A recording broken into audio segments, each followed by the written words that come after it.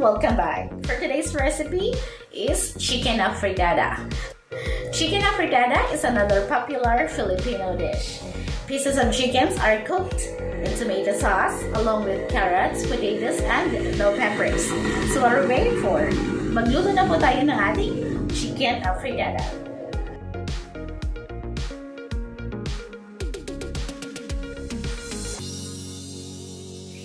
So here ay binalatan ko na po yung ating potatoes at babalatan ko na din po yung ating carrots. Tapos we are going to get our potatoes and carrots in uniform sizes so they cook evenly at the same time. So once you peel potatoes, they will evenly become discolored unless you take steps to prevent this. Katulad na lang po ng pagbababad nito sa tubig upang hindi po ito mag-turn into brownish.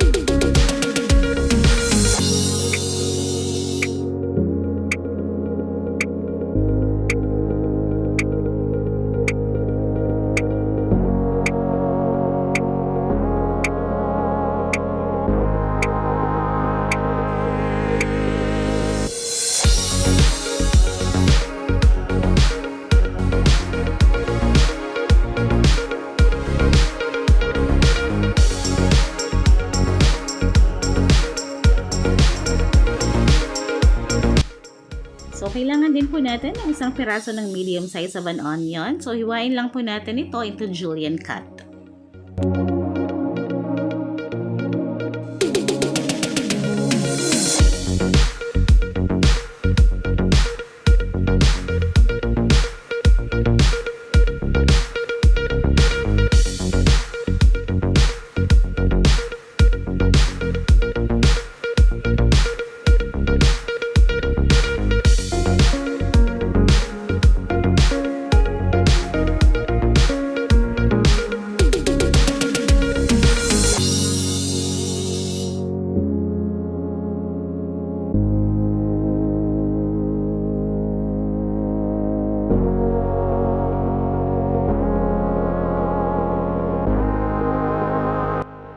Tapos, kailangan din po natin ng 4 na piraso ng minced garlic.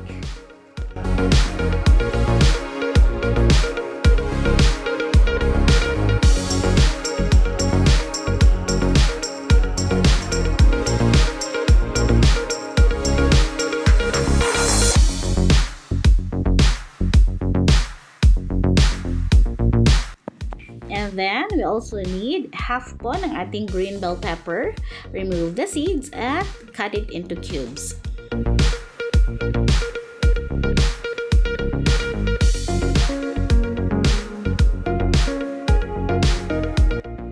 At ito na po ang ating final ingredients. Ito po ang ating minced garlic.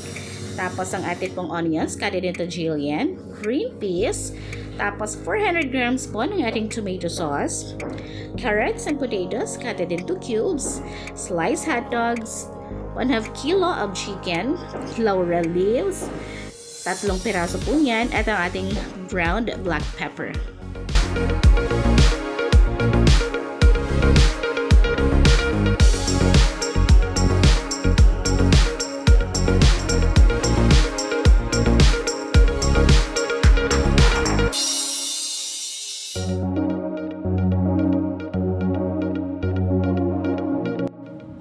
So we have here heated pan. We are going to melt the butter.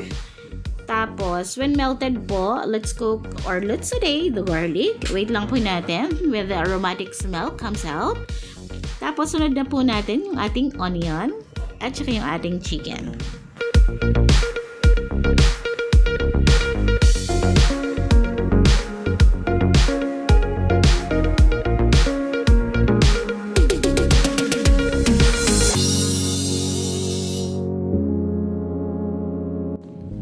So, ayan. Takipan lang po natin ito. Tapos, simmer lang po natin ito ng mga 10 to 15 minutes or until yung ating chicken gets tender.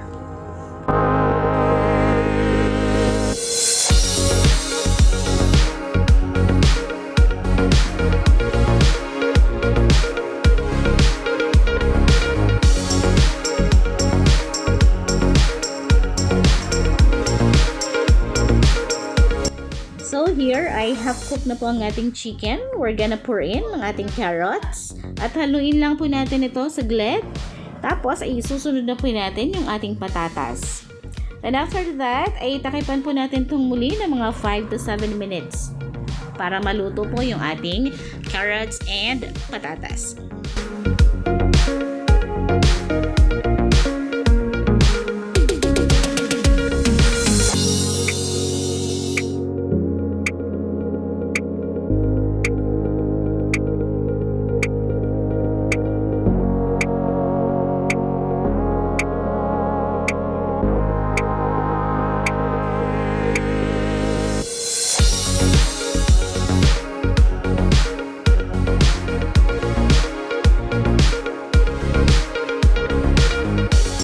And this time, we're gonna add our green peas. So, optional lang po ito ha.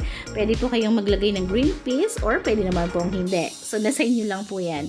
And then, pagkatapos nito, ay susunod din po natin ang ating hot dogs and the rest of the ingredients. So, you can add po pala patis and seasoning granules to taste.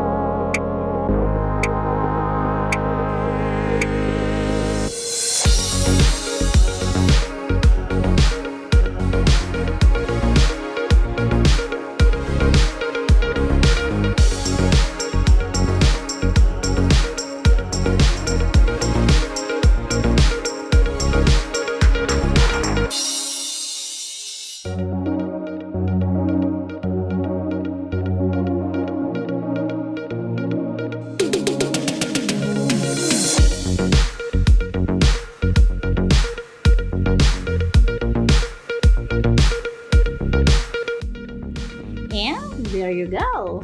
Ready to serve na po ang ating chicken Alfretada. Enjoy your meal, guys!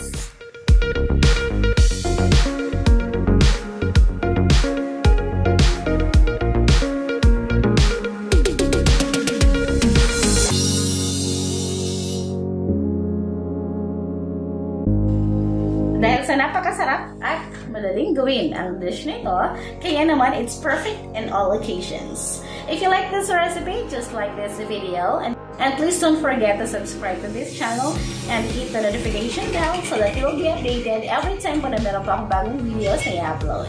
Ito po muli si Lord Hermosillian na nagsasabing ang mga bagay-bagay ay napag-aaralan niyan. Basta may tiyaga ka lang. Thank you so much for watching and I'll see you again next time. Bye!